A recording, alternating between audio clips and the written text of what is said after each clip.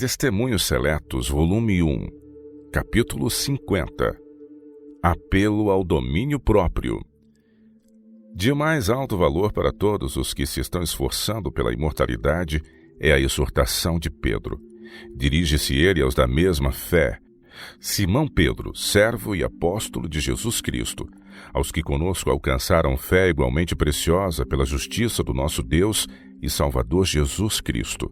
Graça e paz vos sejam multiplicadas pelo conhecimento de Deus e de Jesus nosso Senhor, visto como o seu divino poder nos deu tudo o que diz respeito à vida e piedade, pelo conhecimento daquele que nos chamou por sua glória e virtude, pelas quais ele nos tem dado grandíssimas e preciosas promessas, para que por elas fiqueis participantes da natureza divina, havendo escapado da corrupção que pela concupiscência há no mundo.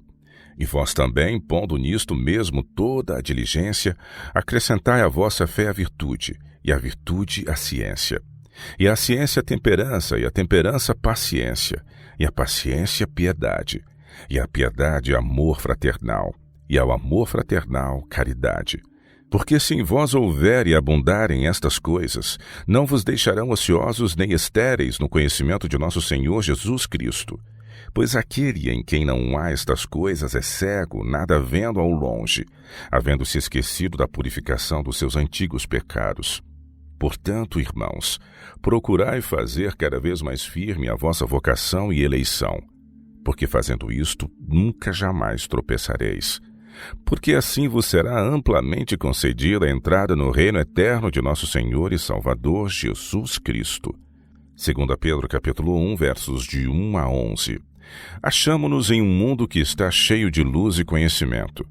Todavia, muitos que pretendem pertencer à mesma fé preciosa são voluntariamente ignorantes. Acham-se circundados de luz, todavia não a aproveitam para seu próprio bem. Os pais não veem a necessidade de informar-se obtendo conhecimento e pondo-o em uso prático em sua vida conjugal. Caso seguissem a exortação do apóstolo e vivessem sob o plano de adição, não seriam infrutíferos no conhecimento de nosso Senhor Jesus Cristo. Muitos, porém, não compreendem a obra da santificação. Parecem pensar que a atingiram quando aprenderam apenas as primeiras lições de adição. A santificação é uma obra progressiva, não é atingida em uma hora ou em um dia, sendo então conservada sem qualquer esforço especial de nossa parte. Muitos pais não obtêm o conhecimento que deviam em sua vida matrimonial. Não se guardam para que Satanás não se aproveite deles, controlando-lhes a mente e a vida.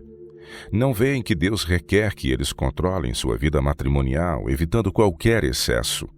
Bem poucos, porém, sentem ser um dever religioso reger as próprias paixões. Uniram-se em matrimônio ao objeto de sua escolha, e daí raciocinam que o casamento santifica a condescendência com as paixões inferiores.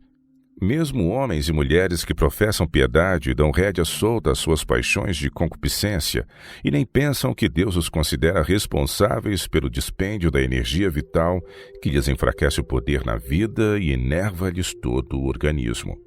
O concerto matrimonial encobre pecados das mais negras cores. Homens e mulheres que professam piedade aviltam o próprio corpo mediante a condescendência com as paixões corruptas, rebaixando-se mais que as criaturas irracionais. Abusam das faculdades que Deus lhes deu a fim de serem preservadas em santificação e honra. A saúde e a vida são sacrificadas sobre o altar da paixão inferior. As mais elevadas e nobres faculdades são postas em sujeição às propensões animais. Os que assim pecam não conhecem os resultados dessa maneira de proceder. Pudessem todos ver a soma de sofrimentos que trazem sobre si mesmos por sua pecaminosa condescendência e ficariam alarmados, e alguns, pelo menos, recuariam da senda de pecado que traz tão tremendos resultados. Tão miserável é a existência arrastada por uma grande classe, que a morte lhe seria preferível à vida. E muitos morrem prematuramente, sacrificada a existência nessa obra inglória da excessiva satisfação das paixões animais. Todavia, por serem casados, julgam não cometer pecado nenhum. Uma falsa concepção de amor. Homens e mulheres, um dia aprendereis o que seja a concupiscência e os frutos de a satisfazer. Pode-se encontrar no casamento paixão de tão baixa qualidade como fora dele.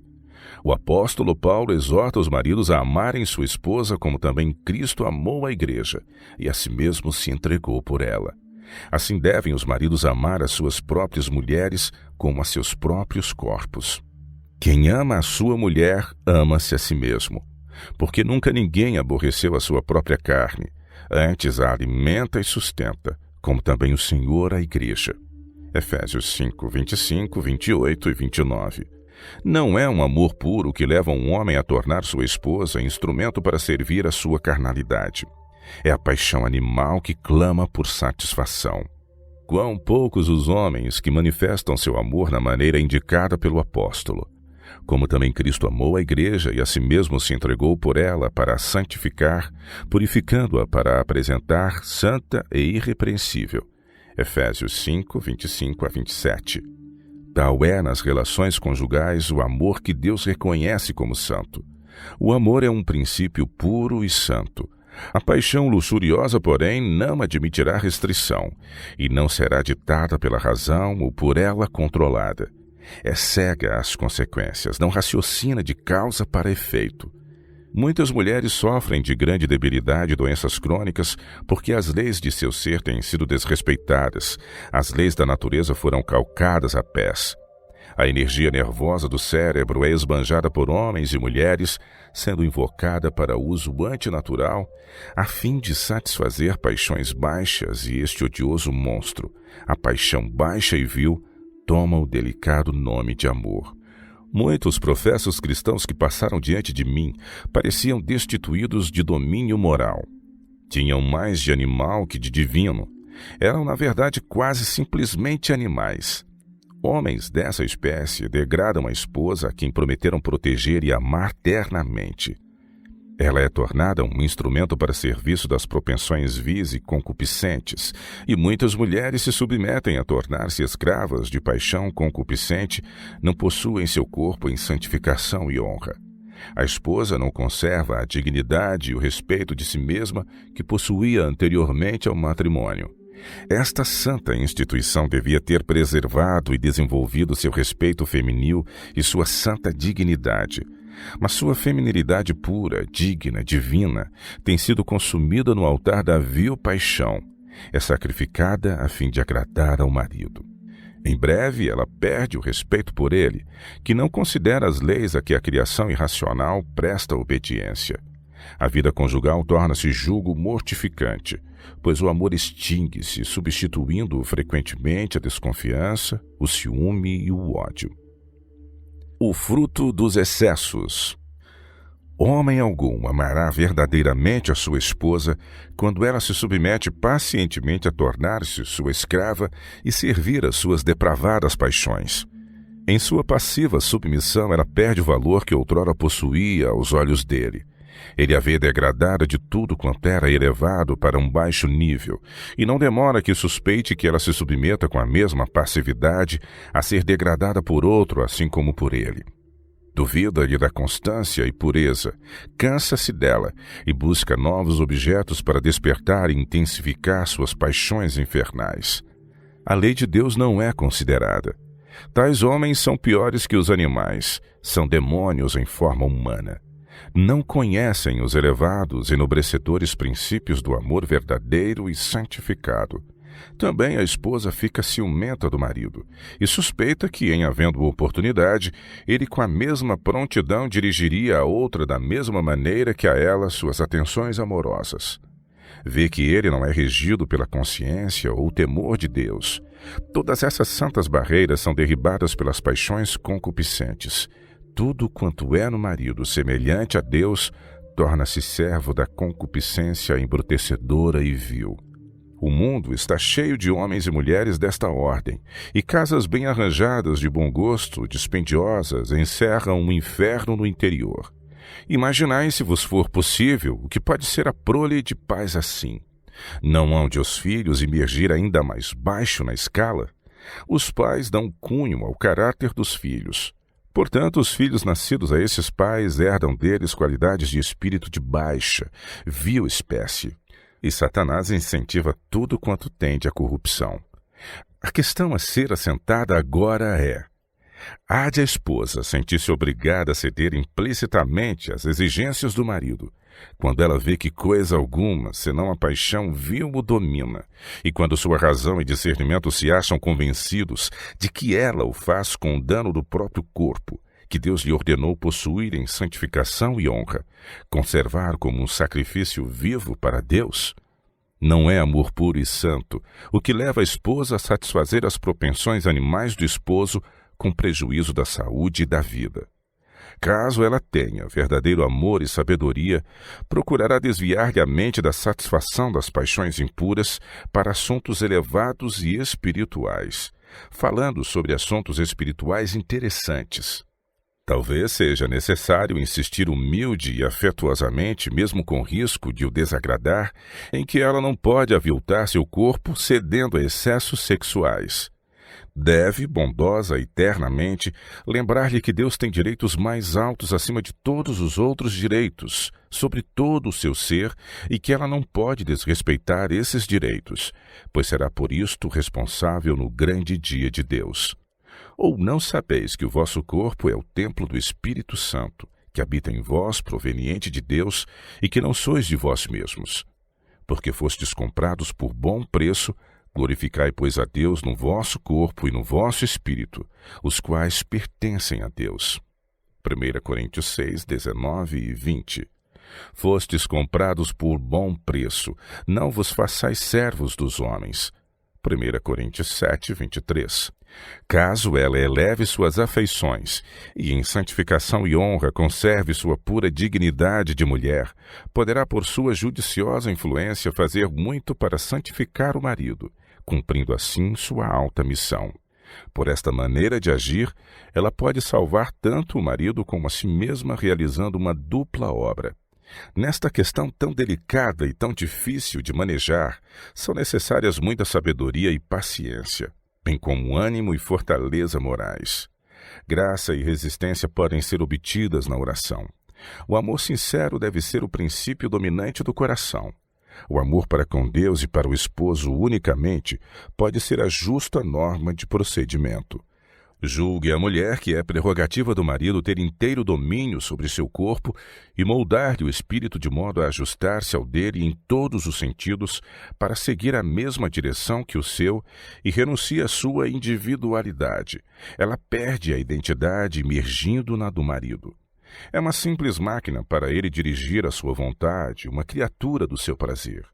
Ele pensa por ela, decide por ela age. Ela desonra a Deus em ocupar essa posição passiva. Cabe-lhe diante de Deus uma responsabilidade que é seu dever conservar.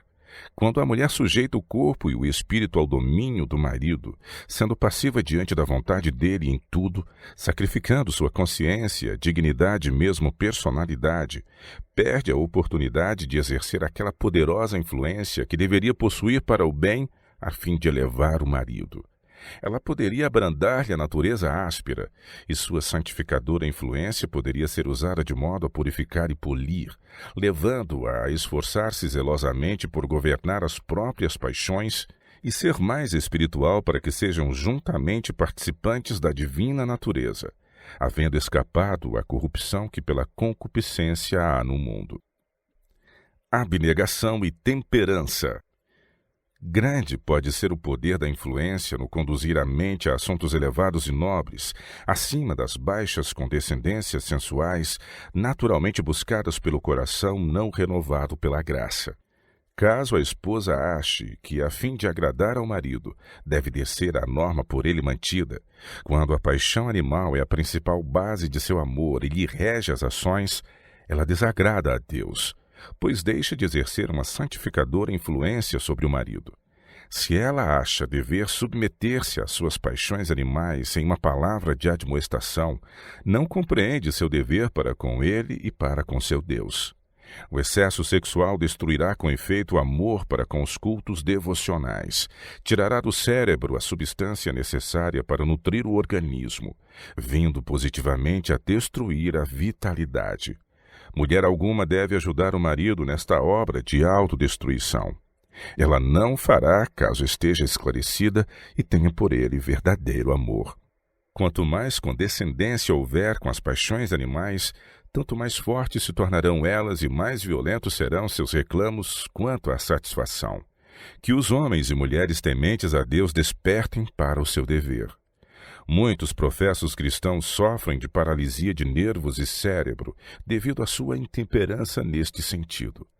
Podridão, eis o que se encontra nos ossos e medula de muitos que são considerados bons homens, que oram e choram e ocupam altas posições, mas cuja carcaça poluída jamais transporá os portais da cidade celestial. Oh, se eu pudesse fazer todos compreenderem sua obrigação para com Deus quanto a conservar a estrutura mental e física nas melhores condições, a fim de prestarem serviço perfeito a seu Criador. Refreie-se a esposa cristã, tanto por palavras como por atos, de provocar as paixões animais no marido. Muitos não têm absolutamente forças para desperdiçarem nessa direção. Desde sua juventude têm enfraquecido o cérebro e minado sua constituição em virtude da satisfação dos apetites animais. Abnegação e temperança, eis o que devia constituir sua divisa na vida conjugal.